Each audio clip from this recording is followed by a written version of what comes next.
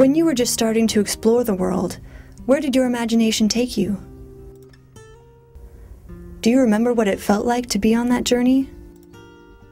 Most people carry those childhood memories with them all their lives.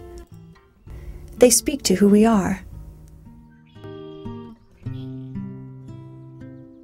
What is your favorite childhood memory? I'm one of 7, so there was always something in my family going on, and there was always just a bunch of neighborhood kids, and we'd play tag football or soccer or kickball, and it was just you know, in the summer we played hide and seek in each other's backyards, and it was just a lot of fun growing up in that type of environment. My favorite childhood memory is going on a trip with my parents in the summertime and to the beach and being in the ocean, eating ice cream. I loved playing on the playground at my school. I went to a parochial school in Washington, D.C. I loved that time because I was a very quiet kid in the classroom, but outside I loosened up just a little. I would go with my friends to the river for a whole day's outing from early morning until late evening.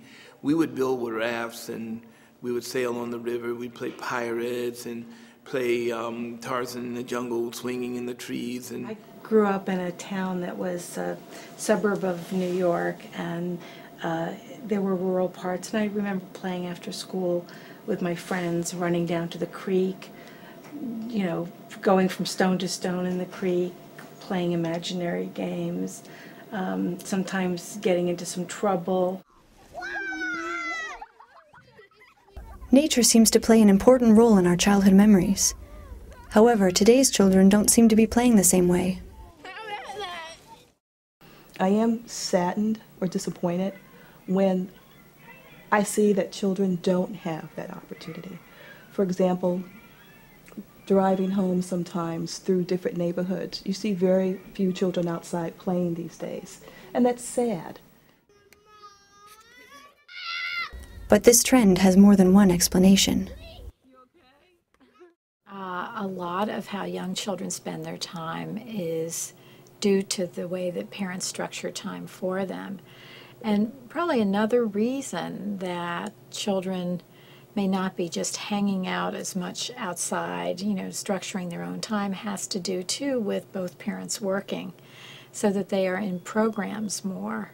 When I grew up, a lot of families were one-car families. So there wasn't a lot of cars on the road, and there wasn't as much traffic, even on a side road. So it seemed pretty safe, us having these games in the street and playing kickball in the street. But now, a lot of families are two-car families. It takes time for people to sit and watch children play. It takes time away from something else families have to do. So I think sometimes that inhibits the children being able to get out and interact with peers on a daily basis, on a wide, large social basis. And the other thing that's different too is my mother just said, okay, see you later, dinner's at 5:30. And it was like, we had a much more freedom than I give my children, and I think that, you know, friends give their children, and I think it's just a different world. If parents don't feel that their children are safe outside alone, how do they ensure they play safely? Before I had children, I was working full-time, and I would drive home, and I would never see kids really playing in the street or playing in front yards, and that's what I grew up with. Kids were always sort of playing around the block and in the neighborhood, and I asked friends of mine who had children, you know, why is that? And they said to me then, a lot of it is the sports are so organized now that the kids sort of have very structured schedules. The soccer game is good, the organized play is good, but the higher degree or the developing socializing, the ability to develop better social skills is present at a minimal level, I think. This is my personal opinion, because the children aren't totally free to have the interaction and conversations that they develop, that they foster.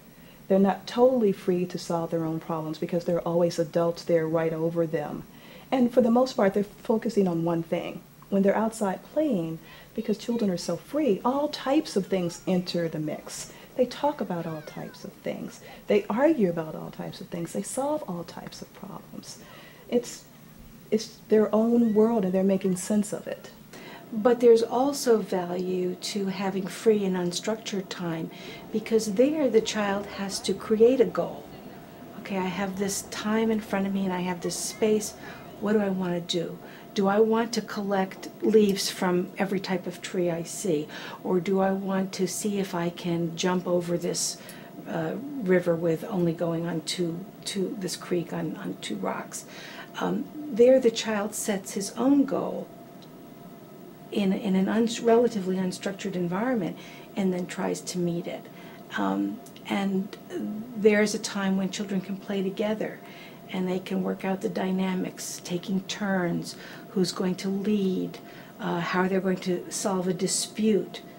Several of the benefits of playing outdoors, of course, is fresh air, getting to know each other, getting to know the neighbors are, having the parents to learn who they are. And also it develops greater security in terms of the fact that parents do come out and watch their children. I think having the opportunity to be outside, to breathe the air, to be decompressed, to relax, to enjoy friends within that environment is a very positive thing.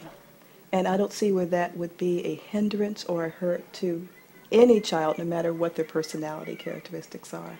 We learn not only through our vision and hearing, but kinesthetic, and a lot of children need to move and need to have the stimulation of the movement. So being outdoors and being in open space where they can move helps them learn.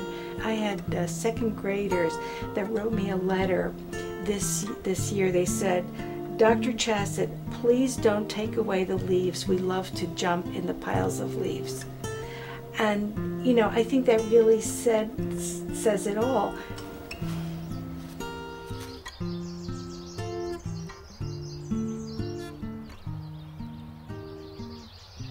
The memories today's children will have in the future will reflect what was important to them. What will your children remember?